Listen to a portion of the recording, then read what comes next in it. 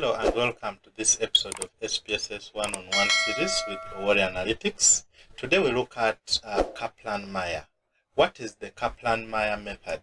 This is a non-parametric statistical test that is used to estimate the probability of survival over time, even when participants drop out or are lost to follow-up, usually called censoring. It is commonly used in a study that looks at how long an event take to happen, time to event, and the event could be death, can be disease occurrence, or it can even be a positive outcome like recovery from a disease. So when do you use the Kaplan-Meier?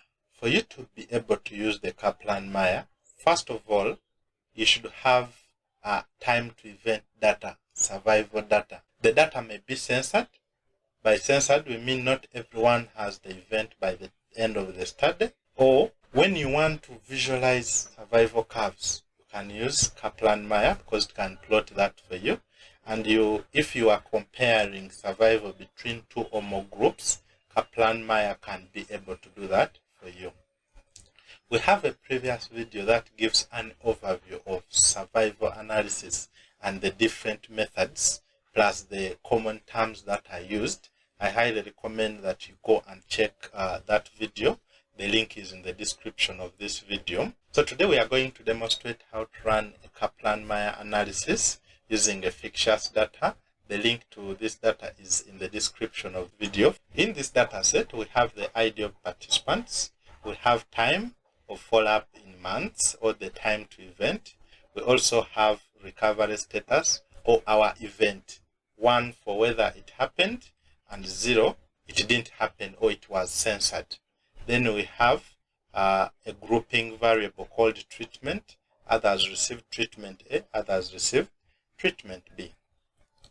So we want to compare survival times between participants receiving treatment A and those receiving treatment B, and we see is there a statistically significant difference in the survival times of participants receiving treatment A and those receiving treatment B. So that's what we are going to answer using Kaplan-Meier analysis. And to run Kaplan-Meier, simply go to Analyze, go to Survival, and select Kaplan-Meier. Under Kaplan-Meier, we have we specify the time variable. In our case, this is the time in months, and then the status variable. In this case, it is recovery status, which shows whether the event happened or did not happen. And you have to define that variable. Which of the values in that variable shows the event happening? In this case, a 1 indicates that the event has happened. Then we put the other factor or the explanatory variable in the factors box. In this compare factor button, we are going to select the log rank test. We also have this other two, the Breslow and the Taronware. For today, we are going to use the log rank test, and you click continue. Under options, you're going to select the survival plots and click continue. Then OK. In our output, we have the case processing summary that shows us our grouping variable or our categorical variable, group A, group B, the numbers in each, the events in each, and the numbers that were censored. Then here we have the survival table for each treatment group. We have the cumulative proportion surviving at a time t. Yeah, it starts when it is high, then it goes on dropping up to a point where those who are censored. Same thing is for group B, but what we want is to look at this log rank test, which is testing equality of survival distributions for the different levels of group.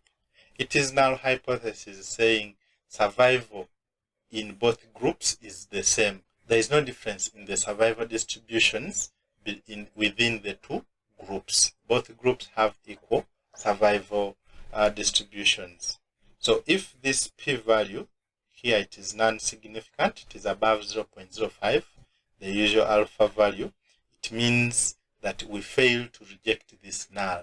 So there are no statistically significant differences in the survival distributions of the participants receiving treatment A and those receiving treatment B. They had similar survival distributions. You can also look at the graph of cumulative survival with time. Both the groups have been separated.